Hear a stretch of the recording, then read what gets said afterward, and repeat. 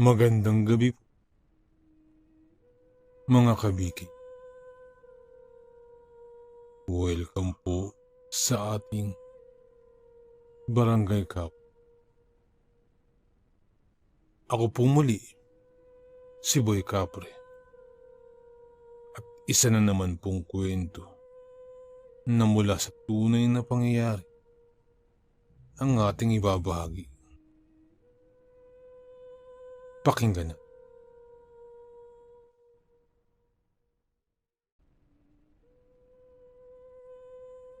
Laking Maynila si Ramon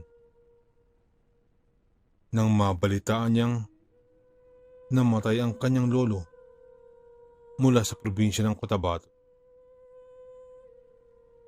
Bumili siya ng tiket para mabisita ang matanda sa pinakahuling pagkakataon. Sa Davao siya bumaba at sumakay ng bus papuntang Marvel. At doon niya nakilala si Salde. Naghihintay siya sa pagbiyahe ng van nang isang lalaki ang umupo sa gilid niya. Wala namang kakaiba rito. Parang isang tipikal lang na biyahero na nakasuot ng t-shirt at pantalon.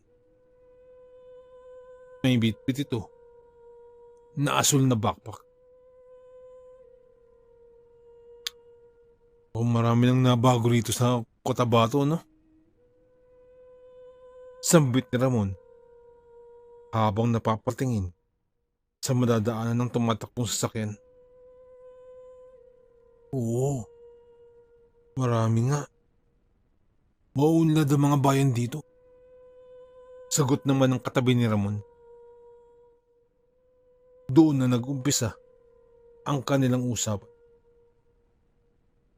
Mula sa simpleng opinyon niya tungkol sa Cotabato ay napunta na sa lokal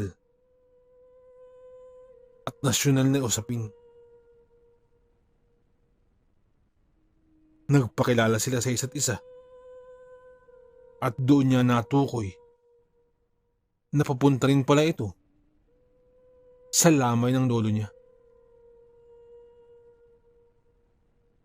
Small world, nasabi na lamang ni Ramon. Teka, paano kayo nagkakilala ni Lolo? Tanong pa ni Ramon. Kilala kasi siya ng boss ko. Sagot nito. Natuwa naman si Ramon dahil may nakilala siyang kaibigan ng matanda. Hindi na natapos ang kanilang usapan dahil nakarating na sila sa bayan ng Suralia. Dahil nga isang lugar lang ang punta nila, sabay na silang sumakay ng tricycle papunta sa bahay ni Lolo Batoy. Papadilim na rin nang dumating sila sa lamay kung saan may isang malaking tolda sa harap ng bahay. Paparami na rin ang tao dahil 6:00 daw mag-uumpisa ang rosaryo. Sinalubong naman si Ramon ng kanyang mga pinsan at sinamahang makapasok sa bahay. Dumiretso din si Ramon sa may kabaong. Bago pa man siya makausal ng kanyang dasal, biglang may napahingaw, dala ng matinding takot. Nagulat naman ang lahat dahil natumba sa sahig si Salde. Habang nakabakas sa mukha niya ang matinding hilakbot. Napagulong ito pa atras at napatakbo palabas ng bahay. nahiwagaan ang lahat hanggang sa sumigaw ang tiyo ni Ramon na si Chong Uding. Pagad! Kinilabutan ng lahat nang nasa loob ng bahay. Hindi man lumaki si Ramon sa probinsyang iyon.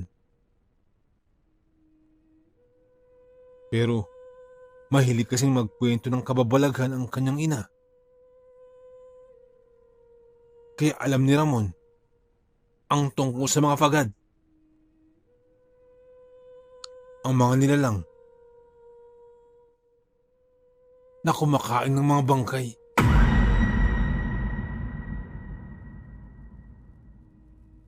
Mabuti at nilagyan niyo ng salamin sa loob ng kabaong ni tatay. Sambit pa ni Tiyang Dulce. Kung wala, baka napalitan na tong bangkay. Sambit pa ni Tiyang Dulce. Kung wala ay baka napalitan niyang bangkay. Dagdag pa ni Tiyang Alice. Hinanap naman ni Ramon ang salamin. Nakadikit pala sa kanang parte ng kabaong at ipinapakita ang ulo ni Lolo Batoy. Ito daw kasi ang panglaban sa pagad. Kung makita nito ang salamin, ay aakalain nito na dalawa ang ulo ng patay.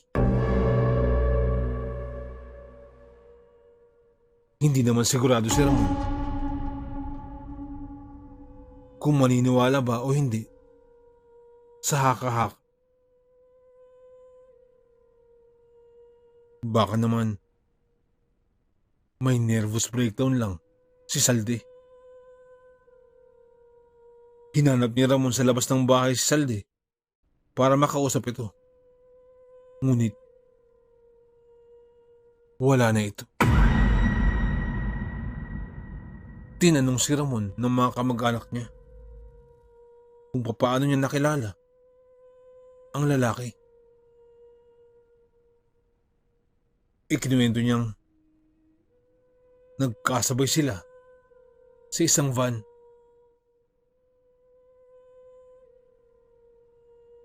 At dahil nga pinaghihinalaan na may pagad na gustong magnakaw sa bangkay ni Lolo Batoy, ay naging maingat ng pamilya. Lalo na sa pagtanggap ng bisita.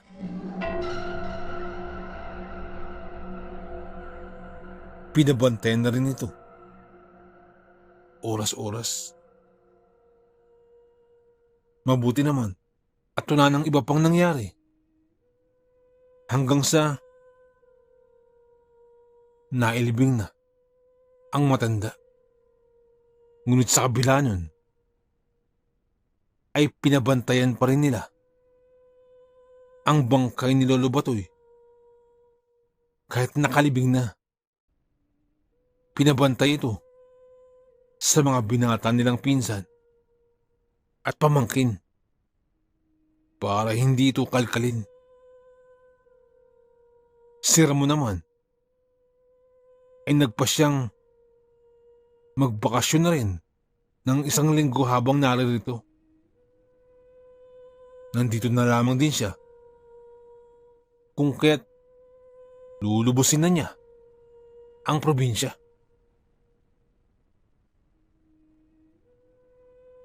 Binisita niya ang lahat ng kanilang kamag-anak at hindi na rin natigil ang inuman nila gabi-gabi.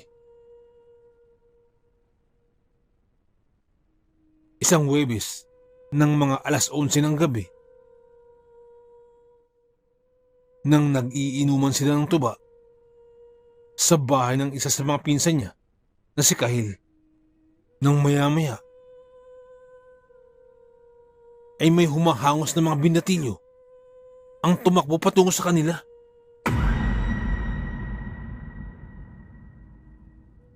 Ang mga binatilyong ito ang nagbabantay kay Lolo Batoy sa sementeryo. May mga pagad! May mga pagad! Sigaw ng mga ito. Agad kumuha ng mga itak ang mga pinsan ni Ramon. At pagkatapos ay tumakbo patungo sa sementeryo. Pagkadating nila, ay may 2 van at isang tricycle na nakaparada sa harap ng sementeryo. Pagpasok nila ng sementeryo, naabutan nila ang lampas 40 bilang ng mga tao. Subalit, takam na takam ang mga ito na naghihintay na makalkal ang bangkay sa lupa. Ano yan? Ano yan? Sigaw nilang magpipinsan. Sa bilang pa lamang, ay talo talaga sila. Dahil 6 lang silang napatakbo sa sementeryo. Halata sa kilos ng ibang pagad ay natakot sa presensya nila Ramon.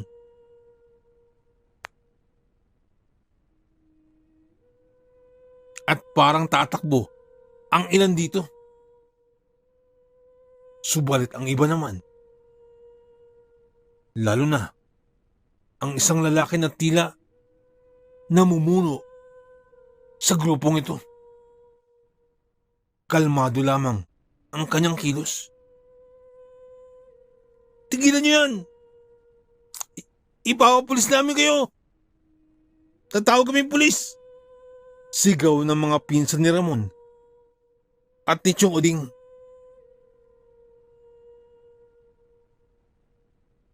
Habang itinataas nila ang kanilang dalang itak,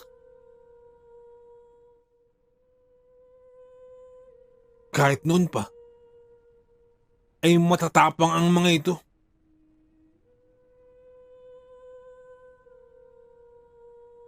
Gumalaw naman ang pinuno ng grupo. Lumabas ito mula sa dilim at lumapit kina Ramon. Nang nasinaga ng ilaw mula sa buwan ang mukha ng lalaking ito, isang matandang lalaki ang tumambad sa kanilang harapan na siguro ay nasa edad 70 na.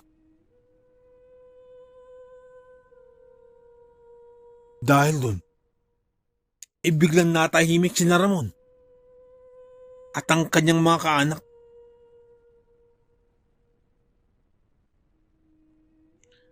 Kakainin rin lang naman ng uod at lupa yan eh. Kaya, bakit niyo pa ipagkakait sa mga kalahi ko? Hindi ba? Sabi ng matandang lalaki na may pagka maautoridad ang boses.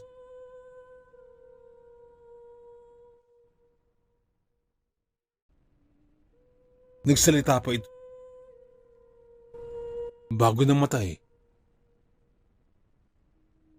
si Manong Batoy, ang lolo ninyo, siya mismo ang nagtungo sa amin.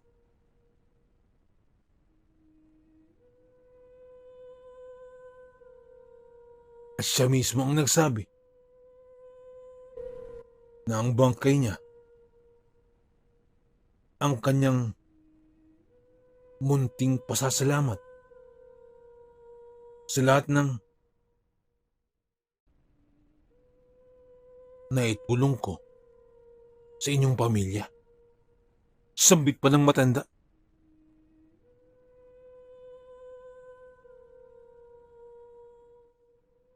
Biglang hindi nakaimik ang mga kaanak ni Ramon.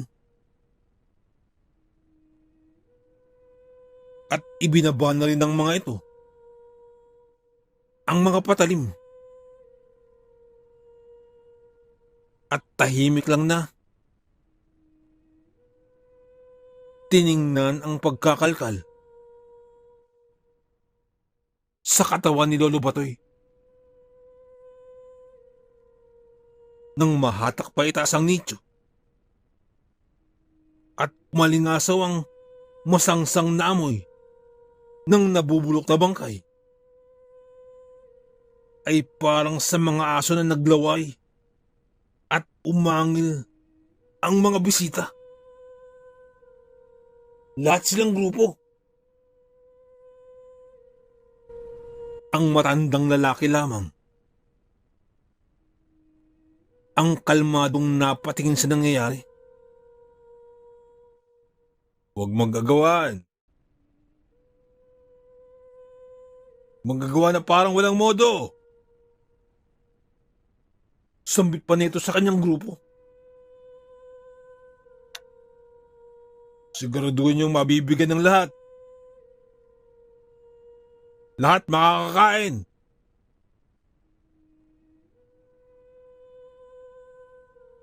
Sigaw pa ng matandang lalaki sa kanyang mga kauri, sapagkat nagsisiksika na ang mga ito. Naghahawian sa tagpong yun. Hindi mapakali si Ramon. Lalo na nang makita niyang pinag-aagawan ang bangkay ng lolo niya at wala man lamang ginagawa ang mga kaanak niya. Dahil doon, ay hindi napigilan ni Ramon ang kanyang galit. Tigilan niyo yan! Tumigil kayo! Huwag niyong babuhin ang katawan ni Lolo!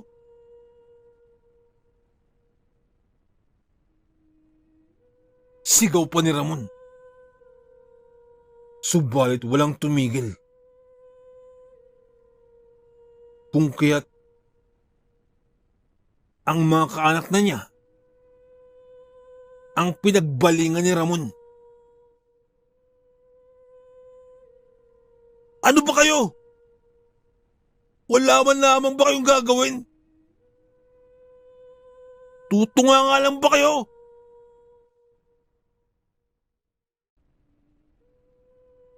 Nahayaan niyo lang babuyin yung katawan ni Lolo? Galit na galit si Ramon.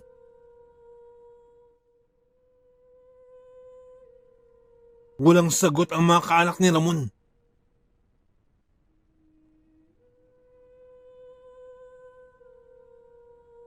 Ngunit ang nagsalita ay ang matandang lalaki mula sa grupo ng mga kumakain ng katawan.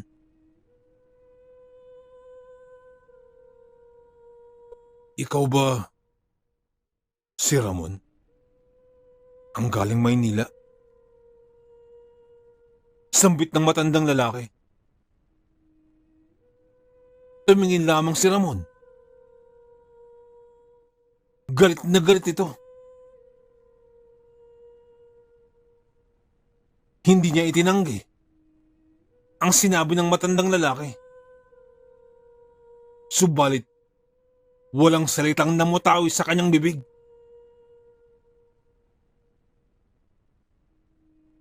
Hindi ba't nagpa-opera ang nag-iisa mong anak na dalaga? Noong nakaraang Pebrero, kailangan niya ang maoperahan, hindi ba? Dagdag pa ng matandang lalaki.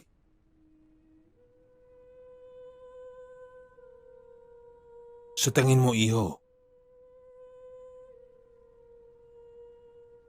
saan nakuha ni Tandang Batoy ang perang ibinigay sa iyo? Biglang nag-iba ang wisyo ni Ramon. Bigla itong hindi nakasagot.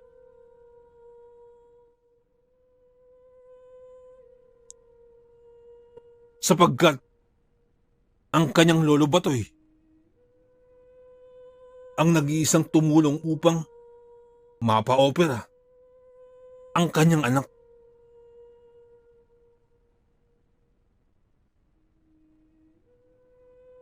Totoo ang sinabi ng matandang lalaki. Dahil doon, ay wala nang nagawa pa si Ramon, kundi tumahimik na lamang ito na tumingin sa pagtakam sa bangkay ng kanyang lolo.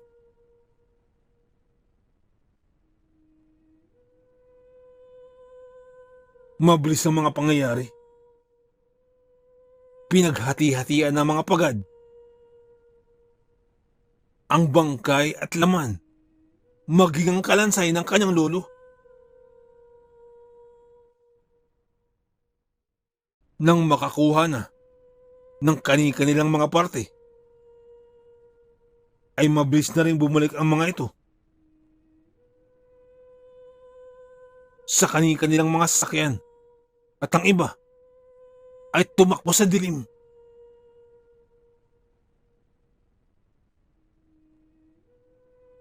Pagdakay, nagpaalam na rin ang matandang lalaki na namumuno sa grupo.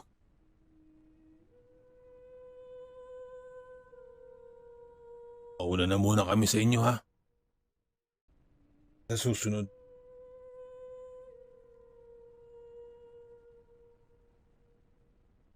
At saka bumuntot ito sa kanyang mga kauri.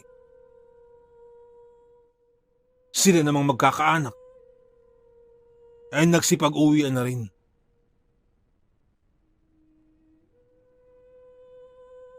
At habang pauwi,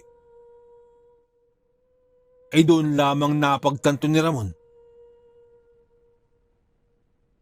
kung ano ang pagad, kung ano ang tulong nito sa kanilang pamilya.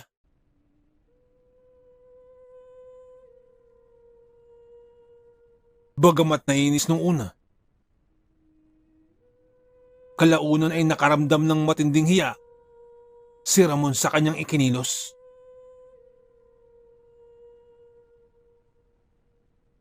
Nais niyang humingi ng tawad, subalit nakaalis na ang mga ito.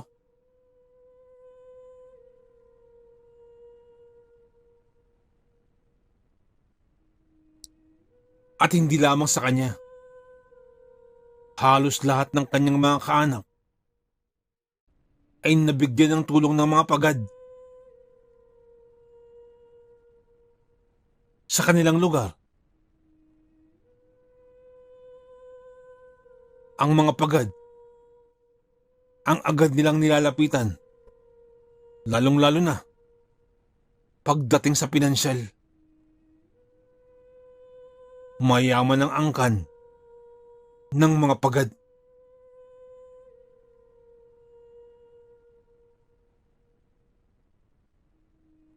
Pagkatapos ng isa pang araw na pananatili sa probinsya, ay bumalik na rin ng Maynila si Ramon. Baon-baon ang isang alaala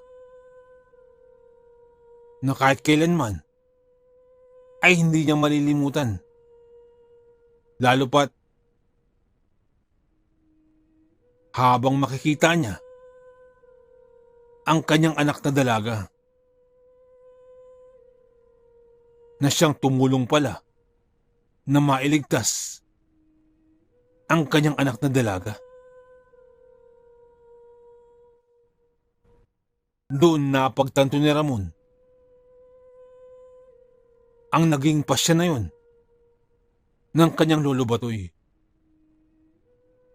Marahil ay sa laki ng utang ng kanilang pamilya ay iyon na lamang ang ginawa ng kanyang lolo, sapagkat batid niyang kahit ilang dekada pa ang lumipas ay hindi nila mababayaran ang laki ng kanilang pagkakautang sa angkan ng mga pagad.